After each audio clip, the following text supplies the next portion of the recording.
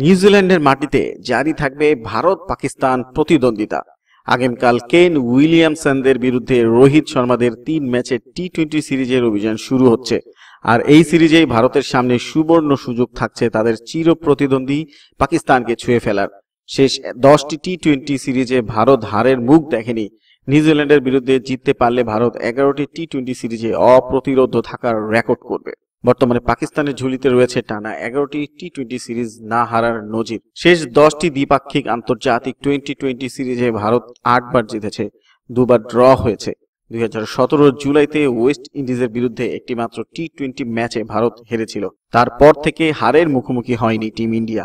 শ্রীলঙ্কার বিরুদ্ধে 1-0 জয়ের পর অস্ট্রেলিয়ার বিরুদ্ধে ঘরের মাঠে ভারত ড্র করে। এরপর দেশের মাটিতে নিউজিল্যান্ডকে 2-1 হারিয়েছে। শ্রীলঙ্কাকে 3-0 হোয়াইট ওয়াশ করে দক্ষিণ আফ্রিকার বিরুদ্ধে 2-1 জয় পেয়েছে।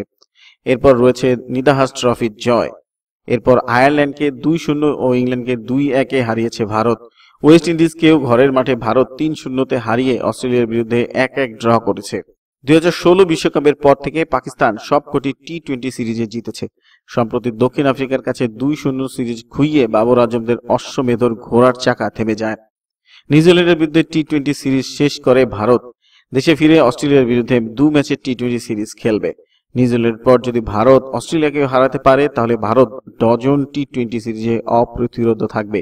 এদিকে কিংকে ছাপিয়ে নয়া নজিরের হাতছানি হিটম্যানের সামনে। রোহিত শর্মার ক্যাপ্টেন্সিতে নিউজিল্যান্ডের বিরুদ্ধে 3 ম্যাচের টি-20 সিরিজ খেলবে টিম ইন্ডিয়া। আগামীকাল ওয়েলিংটনের ওয়েস্ট প্যাক স্টেডিয়ামে সিরিজের প্রথম ম্যাচ। রোহিতের সামনে এই সিরিজের একটা দুর্দান্ত রেকর্ডের হাতছানি রয়েছে। অধিনায়কত্বের নিরিখে তিনি ছাপিয়ে যেতে পারেন খোদ বিরাট কোহলিকেই। এই নিয়ে তৃতীয়বার রোহিত পূর্ণাঙ্গ দ্বিপাক্ষিক টি-20 সিরিজে ভারতকে নেতৃত্ব দিচ্ছেন। চলতি সপ্তাহে রোহিতের কাছে সুযোগ থাকছে টি-20 ফরম্যাটে অধিনায়ক হিসেবে কোহলিকে ছাপিয়ে ভারতকে সবচেয়ে বেশি ম্যাচ জেতানোর নজির গড়ার। রোহিতের পরিসংখ্যানের দিকে চোখ রাখলে দেখা যাবে 31 বছরের এই ক্রিকেটার 12টি টি-20 ম্যাচে ভারত অধিনায়কের গুরুত্ব দায়িত্ব সামলেছেন। রোহিতের নেতৃত্বে টিম ইন্ডিয়া মাত্র একটি ম্যাচই হেরেছে, সেটা 2018 সালের নিদাহাস ট্রফিতে শ্রীলঙ্কার বিরুদ্ধে। অন্যদিকে কোহলির ক্যাপ্টেন্সিতে ভারত 20টি টি-20 ম্যাচ খেলেছে, 12 বার জিতেছে ভারত, হেরেছে 7 বার ও 1 বার বৃষ্টির জন্য অস্ট্রেলিয়ার বিরুদ্ধে ম্যাচ নিষ্ফলা হয়ে যায়। ভারত আসন্ন টি-20 সিরিজে নিউজিল্যান্ডকে হারাতে পারলে রোহিত চলে আসবেন 2 নম্বরে। যদিও টি-20 যুদ্ধে দেশকে সবচেয়ে বেশি ম্যাচ জিতেছেন মহেন্দ্র সিং ধোনি। তার ক্যাপ্টেন্সিতে ভারত 72টি ম্যাচের মধ্যে 41টি জিতেছে। মাহির জেতার হার 59.28%। রোহিতের জেতানোর হার 91.66%। শতকরা হিসেবে কোহলির জেতার হার 63.15%।